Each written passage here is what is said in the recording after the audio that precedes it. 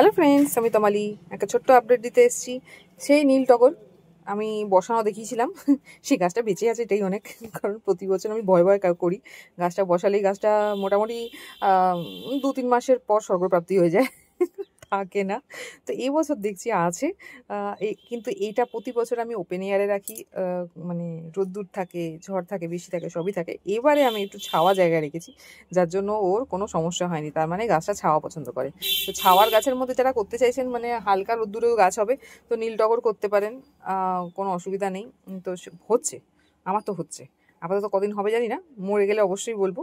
তবে আপাতত এখনো বেঁচে আছে এবং সে ভালো মতনই হচ্ছে। তবে ডাইরেক্ট রোদ্দুরে দিলে কিন্তু হবে না, মরে যাচ্ছে, মানে পাতা জ্বলে যাচ্ছে, গাছ শুকিয়ে যাচ্ছে, এটা সমস্যা আছে। আগের বছর আমি ডাইরেক্ট রোদ্দুরে দিয়েছিলাম, ওপেন এয়ারে দিয়েছিলাম বলেই গাছটা হয়তো নষ্ট হয়েছিল। এখনও মোটামুটি 2-3 মাস তো হয়ে গেল, এখনও আছে বিদ্যমান। তো আশা করছি আগেও থাকবে। তো ছোট্ট একটা ভিডিও দিলাম,